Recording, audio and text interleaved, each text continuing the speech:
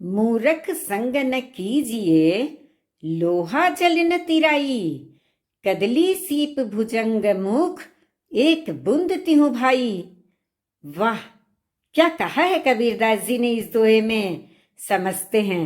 कबीरदास जी कहते हैं, मूर्ख लोगों के साथ कभी भी संगति नहीं करनी चाहिए। इससे हमारा कोई भी लाभ नहीं होता है। लोहे की नाव लेकर भला कौन नदी पार कर सकता है।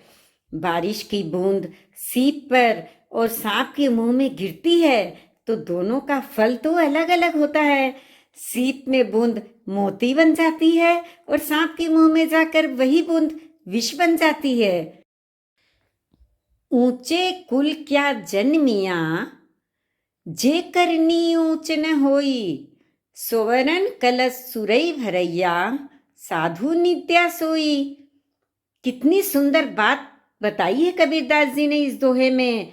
कबीरदास जी कहते हैं, ऊंचे कुल में जन्म लेने से क्या लाभ, अगर व्यक्ति के कर्म ही बुरे हों तो। सज्जन लोग उस सोने के कलश की भी निंदा करते हैं जिसमें शराब भरी हुई होती है। कबीरा मारू मन को, टुक टुक वे जाई। विष की क्यारी बोई करी, लूणत कहाँ पछताई।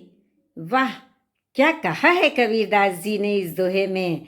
कबीरदास जी कहते हैं, इस मन को ऐसे मारना चाहिए कि इसके टुकड़े टुकड़े हो जाएं।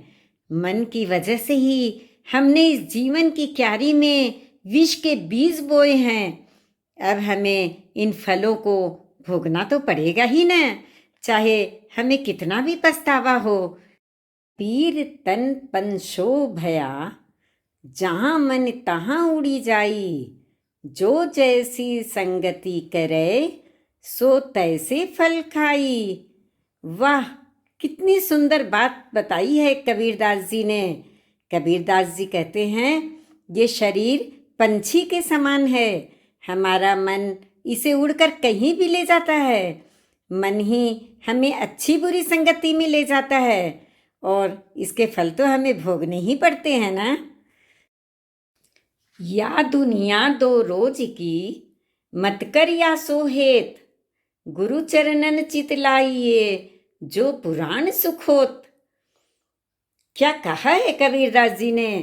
कबीरदास जी कहते हैं, ये संसार का झमेला तो 2 दिन का ही है, इसलिए इससे मोह संबंध नहीं जोड़ना चाहिए। सदगुरु के चरणों में अपने मन को लगाना चाहिए, जो पूर्ण सुख देने वाले हैं। Please subscribe my channel. दिल का मरहम ना मिला, जो मिला सो गर्जी।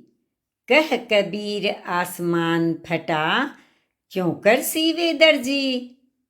कितनी महत्वपूर्ण बात बताई है कबीरदास जी ने। कबीरदास जी कहते हैं, लोगों का स्वार्थ देख करके तो मन रूपी आकाश फट गया।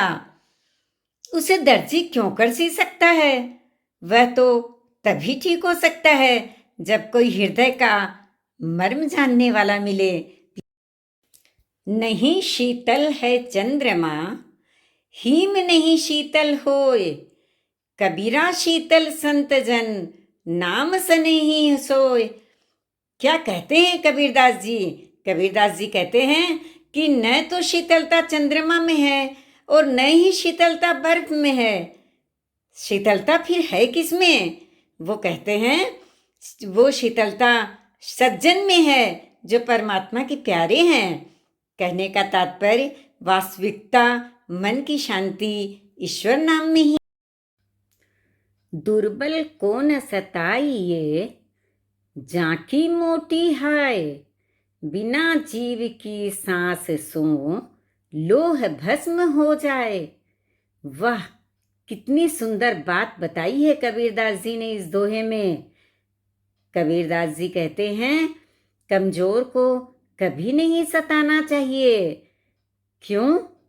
क्योंकि जिसकी हाय बहुत बड़ी होती है, जैसा आपने देखा होगा, बिना जीव की धौंकने की सांस से लोहा भी भस्म हो जाता है।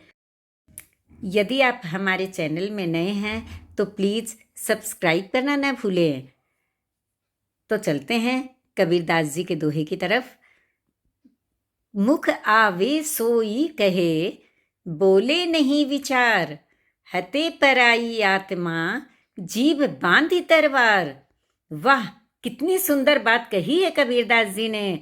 कबीरदास जी कहते हैं, कितने ही मनुष्य जो मुख में आया बिना विचारे ही बोलते चले जाते हैं।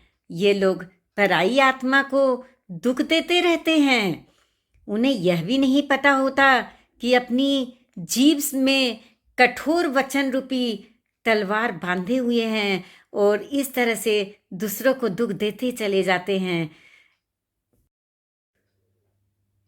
लूट सके तो लूट ले, राम नाम की लूट, पाछे फिर पछताओगे, प्राण जाहि जब छूट। कितनी सुंदर बात बताई है कबीरदास जी ने इस दोहे में। क्या कहते हैं कबीरदास जी, समझते हैं। कबीरदास जी कहते हैं कि हे प्राणी, चारों तरफ ईश्वर के नाम की लूट मची हुई है। अगर लेना चाहते हो तो ले लो, जब समय निकल जाएगा तब क्या बचेगा तुम्हारे पास, तब तो तुम पछताते ही रह जाओगे। अर्थात जब तेरे प्राण निकल जाएंगे तो भगवान का नाम कैसे जप पाएगा, नहीं जप पाएगा ना।